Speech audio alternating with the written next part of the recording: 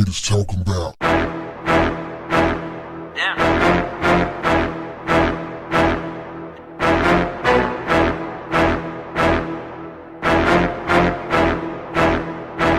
What's up, family?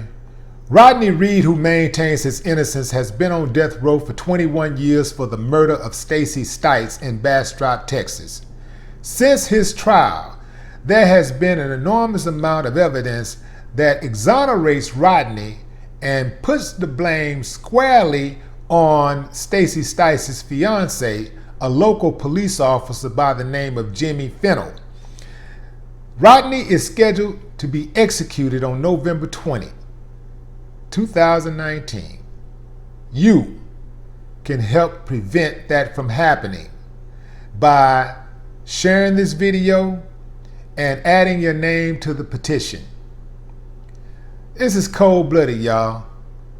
They know this man is innocent, yet they want him dead. Here are the facts.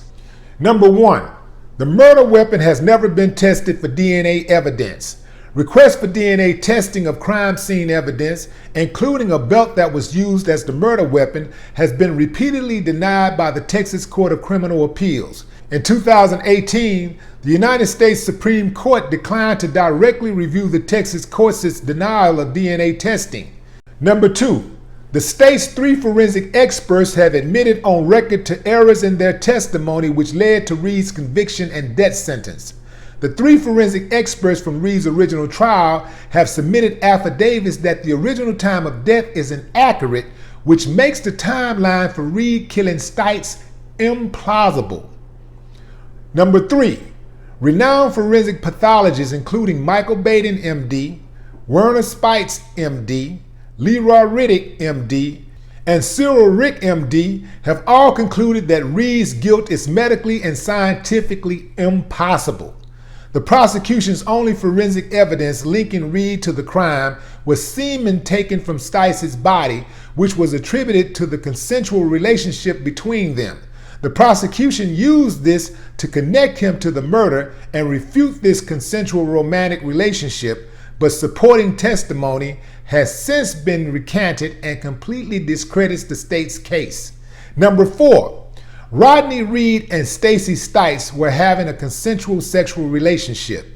At the time of the trial, no one came forward to corroborate their relationship. Today, new witnesses, including Stites' own cousin and co-worker, have corroborated Reed's claim that they knew that Reed and Stites were romantically involved.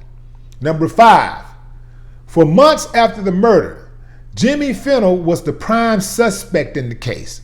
A recording of one of the police investigators indicates that Fennell was suspected in the murder of Stites, motivated by her relationship with another man.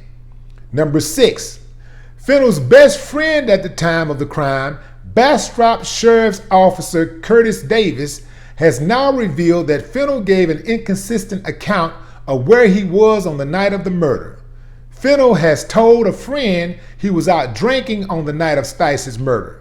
Contradicting this claim, he later stated that he was with Stites in their apartment during what we now know was the actual time of death, based on Dr. Michael Baden's updated testimony.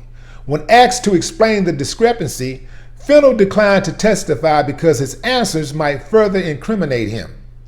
Number 7, 2 witnesses have come forward in recent weeks and submitted signed affidavits that add to the mounting evidence against Jimmy Fennell. These affidavits include testimony from an insurance salesperson who stated that Fennell threatened to kill Stites while applying for life insurance. The second witness was a deputy at the Lee County Sheriff's Office at the time of the murder, who Fennell made an alarming and incriminating statement to at Stites' funeral regarding her body. Number 8, Fennell later served a 10-year prison sentence for a sex crime and kidnapping.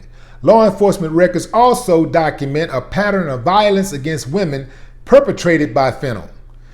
Number 9, this case was racially charged. Reed, a black man, was found guilty of murdering Stites, a white woman, by an all-white jury. Number 10, a confession by Jimmy Fennell has come to light.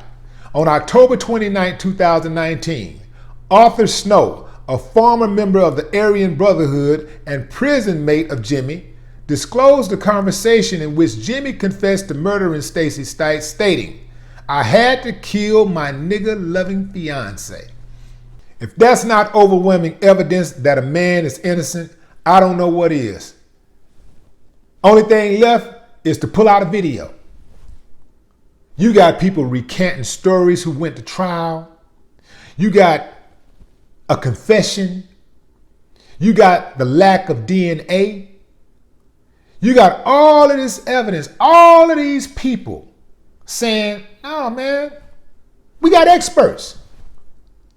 No, it's medically and scientifically impossible for him to have committed the murder. Yet, they got that man on death row. Why? I keep telling y'all, man, the people at the top is responsible for all of this wickedness. That is cold-blooded. For every single person who has played a role in this man being convicted of a crime that he did not commit, your mama should be embarrassed and your daddy should have pulled out. No more talk. What the haters talking about?